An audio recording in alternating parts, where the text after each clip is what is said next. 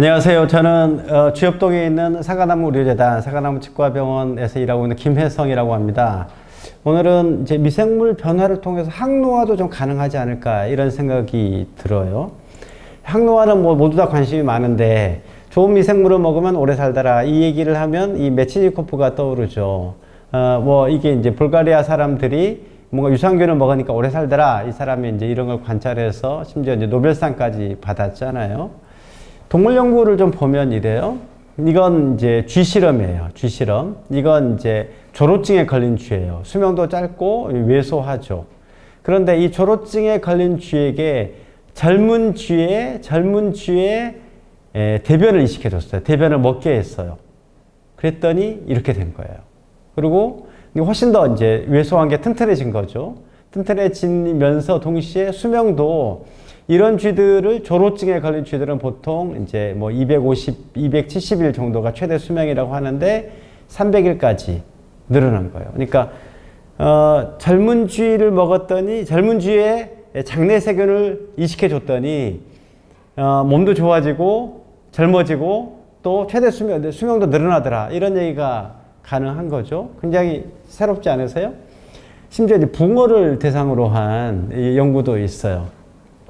이게 16주와 이제 6주짜리. 이제 이건 되게 이제 나이든 이제 붕어라고 할 수 있고, 이건 젊은 붕어라고 할 수 있는데, 젊은 붕어의 장내 세균이 훨씬 더 다양해요. 사람도 마찬가지거든요. 저 정도의 어른이 70대 노인들보다 훨씬 더 다양한 장내 세균을 가지고 있습니다. 이렇게 훨씬 더 다양하다 이런 거고, 또 하나 특징적인 것은 이 젊은 붕어의 이 장내 세균을 나이든 16주짜리 붕어에 이식해 주니까 이 수명 그래프가 이 까만색이 이제 보통 그 붕어의 수명 그래프라면 연두색으로 바뀌는 거예요. 무슨 말씀이냐? 처음에 100마리면 100마리가 살아 있다가 시간이 가면서 이 검은 그래프는 쭉쭉쭉쭉 이제 한두 붕어씩 이제 이렇게 죽어가겠죠. 그러면서 최대로 이제 살아남은 붕어가 21주까지 살았다면 이 젊은 붕어의 대변을 이식해 준 이 나이든 붕어의 수명 그래프는 이렇다는 거예요. 쭉 더 많은 생존율을 나타내고요. 최대 수명도 29일까지 늘어나요. 그러니까 이게 뭔가 좋은 장내 세균을 갖는 것이 혹은 젊은 장내 세균을 갖는 것이 정말 이렇게 우리 수명을 늘릴 수 있구나 이런 생각을 하게 되는 거죠.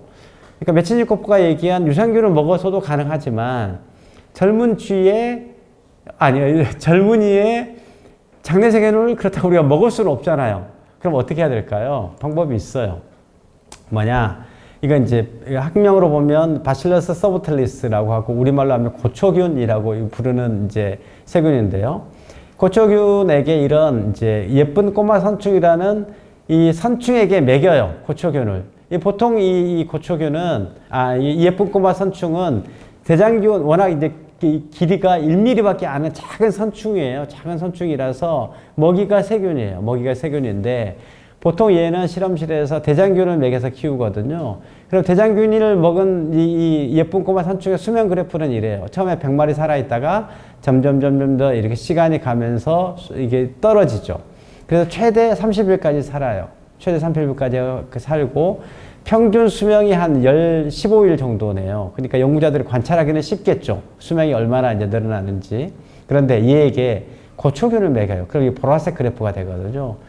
점점 더 늘다가 최대 수명이 40일 넘어까지 늘어요. 그러니까 30일이었던 게 40일까지 가고 30일이었던 게 40일까지 그러니까 최대 수명이 가고 평균 수명도 20일 뭐 가까이 연절이 되겠죠. 어마어마하게 는 거죠. 그러면 이거 고초균이 대체 먹일래라고 생각해보면 그게 별게 아니고 된장을 만드는 세균이거든요. 그러니까 우리 된장에 들어있는 세균이 이 고초균이 이제 마른 풀잎 세균이에요. 옛날에 볏짚이 이제 마른 풀잎인 거죠. 거기에 산다고 해서 이제 고초균인데 거기에 살던 세균들이 사실 이거 동물이에요. 작은 선충이지만 동물이에요. 동물의 수명 연장에 기여할 수 있다라는 거고, 이게 실제로 인간에서도 그럴 수 있다라는 거예요. 구체적으로 보면, 이건 이제 당뇨에 건강한 이제 그러니까 당뇨에 걸리지 않은 췌장의 모습이고요. 이건 당뇨에 걸린 췌장의 모습이 뭔가 좀 조직이 흐물흐물해졌죠. 이 췌장에 이런 이제 당뇨에 걸린 이제 동물에게 쥐예요. 쥐 실험입니다. 이게 고초균이 만들어내는 물질을 먹여요. 그러면 훨씬 더 췌장이 튼튼해지죠. 그리고 이것은 당뇨 약을 먹인 이제 이 췌장의 모습이에요. 심지어 당뇨약을 먹인 췌장의 모습보다 훨씬 더 이게 좋아 보이잖아요, 조직이. 그러니까 이럴 가능성이 있다라는 걸 일단 염두에 두시고요. 또 하나는 이제 김치 얘기예요. 이게 네이처라는 유명한 학술지에서 우리나라의 평균 수명이 2030년 되면 최고를 찍을 거다라는 게 굉장히 센세이셔널하게 보도가 됐고, 뭐 예를 들어 90살을 이제 넘을 거다라고 이제 보고가 되면서 이게 그럼 대체 이유가 뭘 거냐? 왜 한국 사람들은 오래 살까? 요새 특히 이제 코로나 때문에 우리 코로나에도 한국 사람들이 굉장히 이렇게 뭔가 치명률이 낮다 이런 보고가 되고 있는 바로 그 물질, 바로 김치라는 거예요. 김치. 그러니까 말하자면 된장과 김치가 우리의 수명을 늘릴 수 있다라는 거고, 구체적으로 그럼 우리나라 사람들에게는 어떨까? 우리나라 사람들에게서 가장 유명한 장수 연구자는 이 박상철 교수님이거든요. 이제 서울대 의대에서 생화학 공부하시고 계속 이제 장수 연구를 하신 분인데, 이분이 저기 구례, 곡성, 순창, 이게 이제 우리나라의 가장 대표적인 장수촌이잖아요.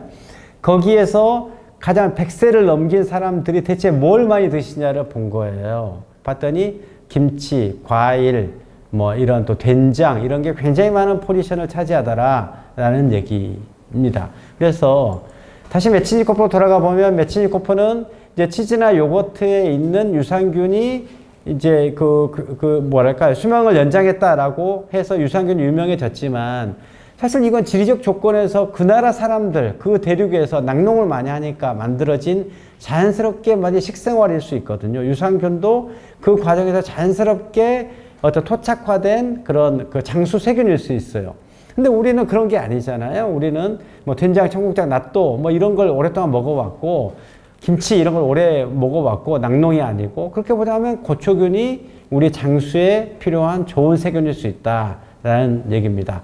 다시 말씀드리면, 미생물의 눈으로 내 몸을 보면 훨씬 더 생명 친화적으로 보인다, 요 말씀을 드렸는데, 저는 장수, 만약 항노화를 통해서 장수를 이루고 싶다면, 유럽에는 유산균이 있다면 우리나라에는 고초균이 있다. 유럽에는 치즈나 요거트 같은 유산균 음료 혹은 유산균 뭐 이런 그런 식생활이 있다면, 우리나라에는 된장, 김치가 정말 좋은 항노화 식품이다. 이 말씀을 드리고 싶습니다.